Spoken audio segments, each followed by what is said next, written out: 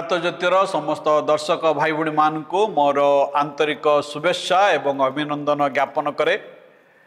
ईश्वरंकर धन्यवाद हो आमने आउ एक कार्यक्रम नहीं आपण निकट को आसीपारिछु। आमने ईश्वर को धन्यवाद हो जे आपण माने नियमित भाव में आम मानकर कार्यक्रम देखुछंती। आपण मान को अशेष अशेष धन्यवाद जनाए। अनेक आपण मान मध्यरु आम को फोन कॉल करिसंती, आपणकर प्रश्न पचारिसंती, आपणकर प्रार्थना अनुरोध मत आम जणाइसंती। आमे आपणकर निमंते प्रार्थना करूछु। जदि ए कार्यक्रम संबंध में आपणकर कौन से प्रश्न थाए आम को पचारंतु एवं जदि कौन से प्रार्थना अनुरोध थाए व्यक्तिगत पारिवारिक प्रार्थना अनुरोध थाए ता मत आम को जणांतु। आमे आपण पई निश्चय प्रार्थना करूछु एवं करिबु मध्य। जदि ये कार्यक्रम आपन को भल लगु थाए तो अन्य आपणकर बंधु ज्ञाति कुटुंब मान मत जणांतु। से माने मत जेपरी ये कार्यक्रम देखिबा द्वारा ईश्वरंकर आशीर्वाद को लाभ करिवे। तेबे आसंतु आज कार्यक्रम को आमने आगु बढ़ेबा। आज आमने जो प्रसंग रे आलोचना करिबा ज्ञानर मार्ग एक उत्तम मार्ग। ईश्वर मान को आह्वान करती जगत रे बुद्धि न हेबा निमंते नहीं, मूर्ख भाव रे जीवन यापन करबा निमंते नहीं, मात्र तांकर ज्ञानर मार्ग रे चलिबा निमंते। न आज जो प्रसंग रे आमे ध्यान करिबा ता होची हितोपदेश तार 23 अध्याय 19 पदरु 25 पद। समय स्वल्पता दृष्टि मो से शास्त्रांशटी को पाठ करने को चाहू नहीं। ए शास्त्रांश रे पिता अपना पुत्र को जो ज्ञानर कथा कहउचंती, जो परामर्श दउचंती ता आमे देखिबा। आमे जो जगत रे वास करूछु, विशेषकर युवा युवती मान क्षेत्र में अनेक प्रकार परीक्षा प्रलोभन रही। रास्तार सठिक रास्तार भटकी जीवार अनेक भय रही। आउपरी समय आमे किपरि ज्ञानर मार्ग रे बुद्धिर मार्ग रे आमे चली परिबा, किपरि आमे आत्मसंयम जीवन यापन करि परिबा, सम्मानर सहित जीवन यापन करि परिबा। ईश्वर आमान को आह्वान दियंती जेपरि आमने ज्ञानर पथरे चलिबा द्वारा, सम्मानर पथरे चलिबा द्वारा, आत्मसंयमी हेबा द्वारा आमानकर पितामातांकर मन रे आनंद आनी परिबा एवं आमर स्वर्गस्थ पिता परमेश्वरंकर गौरव साधन मध्य माने करि परिबा। 19 पद रे कथा लिखा जाए, हे मोर पुत्र सुन ज्ञानी हो, पुणी तुम मन को सत्पथरे कढ़ई नियो। ईश्वर का वाक्य आह्वान दिए, हे मोर पुत्र सुन तुम्हें ज्ञानी हुओ, पुणी तुम मन को सत्पथरे कढ़ई नियो। ना ज्ञानी होगा जो ईश्वर का वाक्य आह्वान दि जाइए ताहा जगतर ज्ञानर कथा कह जाए। ए जगतर ज्ञान आम पाठपढ़ा द्वारा प्राप्त होता। ये पाठ पढ़ा कथा कह जाए, ये ऐश्वरिक ज्ञान व्यावहारिक ज्ञान। आपण ऐश्वरिक ज्ञान हो बा जगतर ज्ञान हो, यह ऑटोमेटिक बा स्वयं चालित भाव में आम लाभ कर न से निमंते आमको उद्यम करा पड़ी था।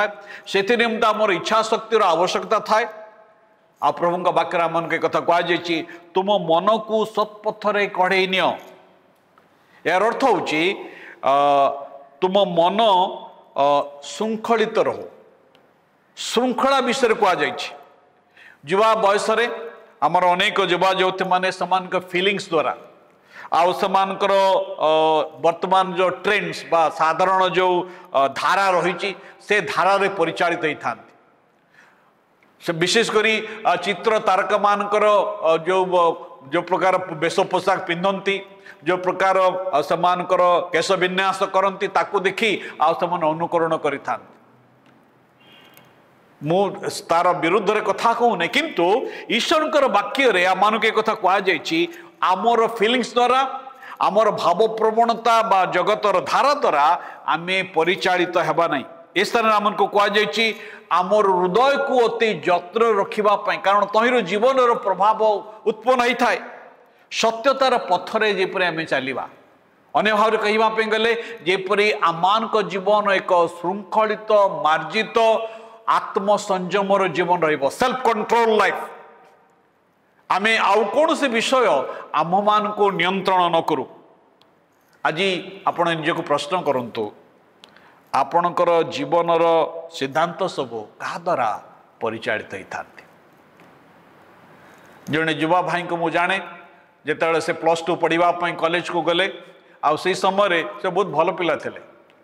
बापा माँकर बहुत बाध्य थिले किंतु कॉलेज को गला परे सांग मानकर प्ररोचन पड़ी आउ से सिगरेट पीवाक आरंभ कले मद पीवाक आरंभ कले भल स्टूडेंट थिले किंतु तांको जीवन को से नष्ट करदेले आपण कहा द्वारा आपणकर सिद्धांत आपण कहा द्वारा नौछंती कहा द्वारा परिचालित आपणकर आवेग द्वारा आपणकर बंधु मान द्वारा बा चतुर्दिगरे जो जगतर लोक मान द्वारा आप नौछंती बा ईश्वर वाक्य द्वारा आपणकर सिद्धांत आप नौछंती 20 एवं 21 पदरे कथा लिखा अच्छी गोटे सतर्कर विषय कहुई आसक्ति विषय द्राक्षारस आसक्त पेटार्थी मांस भोक्ता संगी हुआ ना कारण मतुआला पेटुक दरिद्र हेबे पुणी घुमा मनुष्य को चिराकना पिंधाइब या केवल खाइबा पीवा कथा नुही अनेक विषय अच्छी आपण जो मांस खाइबे नहीं भल लुगा पिंधे नहीं से कथा मुझे कहूना ईश्वर वाक्य तो मत कहे नहीं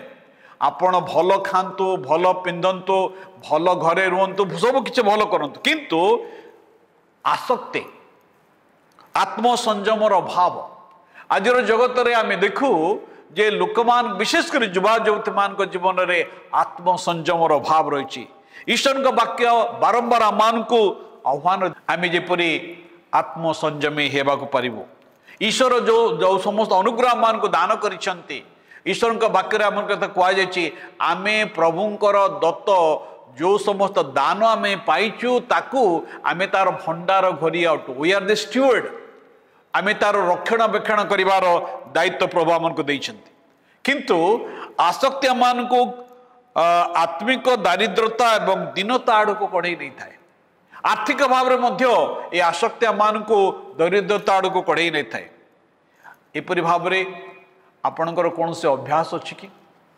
आपण जीवन कौन से अभ्यास अच्छी कि जो प्रति आपण आसक्त अटंती जगत अनेक प्रकार आकर्षण विषय सब रही आसक्तिर विषय सब रही आम को जीवन को नष्ट करदे भाई भाई माने मोर युवा भाई भाई माने आपण जीवन में एपरी कौन सी मंद अभ्यास अच्छी कि गोटे चलती कथा अच्छी पान बीड़ी नुहे छोटिया निशा जना पड़े ना टाणे पैसा से कथार सत्यता अच्छी सामान्य सामान्य विषय किंतु से जदि आपण तार आसक्ति पड़ीजे आपण जीवन अनेक प्रकार क्षति पहुँचेबे आपणकर से प्रभु मान को एक कथा कहते आपणकर मंद अभ्यास को आपण परित्याग करंतु जीवनर पथरे चलतु ज्ञानर पथरे चलतु प्रभु श्रीकृष्ण कहले मु पथ सत्य और जीवन मो दे न गले के पिता निकट को जापे ना भाई भाई माने